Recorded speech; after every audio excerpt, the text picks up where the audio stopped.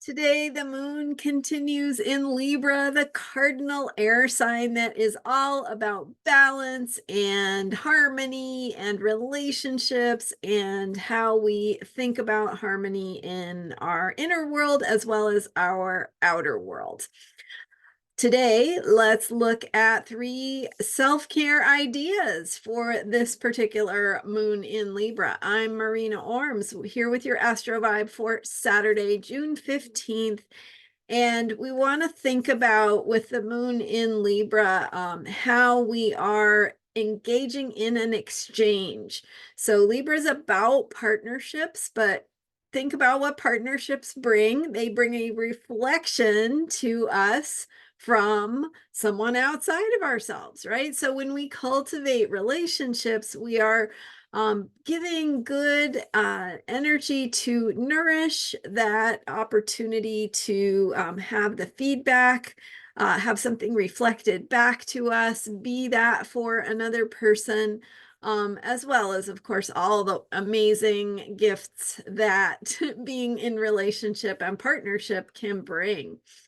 So we're thinking about Libra in the context, and this Libra moon in the context of the Gemini new moon. So we're in the Gemini moon cycle. We still have, as we speak today, 4 planets in Gemini. So lots of air energy, and Pluto in Aquarius, so all 3 air signs represented. And we also have Jupiter in Gemini and Mercury in Gemini. These really, so Jupiter brings expansion. Mercury is about communication, and it's in the sign of communication. So Mercury in its own sign enhances that energy, amplifies it. So this is a moon cycle that is very much focused on communication, interaction, messaging, networking, how information is shared, what we know and how we share what we know, how we find the words to share what we have to say, our own voice. So finding your voice, finding the words, finding the messaging that is true and authentic to you, who you are, and what you need to say from your own perspective, right? From your voice. So as we look at today's Libra moon, we want to think about it in that context, as well as the context of Neptune being in the final degree of Pisces. So I did share a video specifically on Neptune in the final degree of Pisces. The video was for Sunday, June 9th. So check that out. The title of it is Where is Humanity Headed? The profound significance of Neptune in the final degree of Pisces. So perspectives about where we are with Neptune at the very, very end of the zodiac, not quite yet going into the new beginning phase. That won't be till next year. So watch Sunday's from June 9th video on Neptune and the end of Pisces, as well as the week before, or somewhere in there, I had a video on Jupiter in Gemini and what that means. So these bigger picture themes, Pluto and Aquarius, what are all the outer planets doing? They give a background tone to what's going on here. So we want to be aware of that as we think about today's waxing Libra moon, past first quarter. So now a gibbous moon, waxing gibbous, the moon getting bigger, right? More than half full. And so thinking about the Libra moon in the context of all of these background factors. So thinking about how to bring in self-care as we remember this bigger context, this bigger picture of the outer planets, the moon cycle, where we're at, and everything. We're definitely focusing for this Libra moon on communication, thinking, partnership, how we communicate in partnership, and of course, finding words to uh, share and be heard, as well as how we listen and learn. So with that in mind, here are 3 self-care ideas for today's Libra moon. The moon went into Libra yesterday and will remain in Libra until tomorrow. Don't have the time. I was hoping I would have it here at the tip of, so towards the end of the day, on Sunday, maybe even into, I don't have it right in front of me, so sorry. Yeah, into early Monday morning, it will go into Scorpio. So, so just after midnight in Pacific time. So at any rate, okay, Libra, focusing on Libra. So for today and tomorrow, these are some self-care ideas. Okay, so we've got number 1, really, engage proactively in conversation. So this is the time when you want to set everything else aside, sit down with your tea, your coffee, your nice meal, whatever that is for you, and take the time to really be present with another person and talk things through, have a good conversation, share ideas, exchange thoughts, have an opportunity to put your thoughts into words, have an opportunity to listen to another person's perspective, and let that influence you, right? Or get a chance to think about it. So that is number 1. Take the time for a really good conversation. May not be, it doesn't have to be all, I guess so. I wanted to say it doesn't have to be all good, but of course, what I mean by that is that it might be a difficult conversation, right? Maybe you are due or overdue to talk about some things with your partner or with a friend or with someone that you haven't taken the time you need to really hash something through. So it could be a difficult conversation, but ultimately powerful and important to have that communication. Ultimately, it will open up the channels of exchange and creativity and new possibility, and of course, feeling happier and more peaceful. So tea, coffee, a good meal, and some nice, good conversation, whether it's with your partner or someone that you just need to connect with. Okay, which brings us to number 2.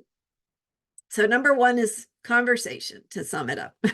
Number 2 is reach out to someone that you don't ordinarily talk to, somebody that's not part of your everyday life, whether that is someone, an old friend you haven't connected with recently, someone you've been meaning to contact, or someone who's been in your thoughts and you just haven't managed to reach out and say, hey, do you want to have a chat or something?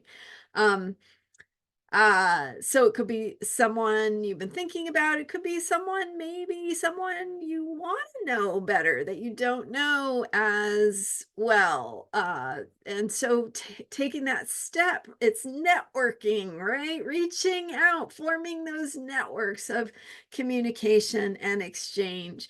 So reaching out, no attachment, maybe this goes somewhere, maybe it doesn't, but let's connect and see what happens. Not talking about dating necessarily, although that could fit into this category. Could be a business networking, could be something you've been thinking about and a question you have for somebody that might know the answer. So reaching out and taking that next step forward on forging a relationship or deepening a relationship or just exploring if there's a connection there or some information to be exchanged.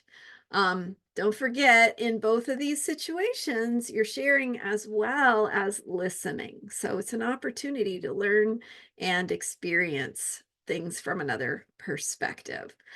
So number one is conversation. Number two is maybe conversation, but more to the point, it's about making connections and networking and taking that step to uh, make a connection with somebody that that you're called to for whatever reason. Okay, and then number three is going to be so not about another person, it's about your relationship with yourself.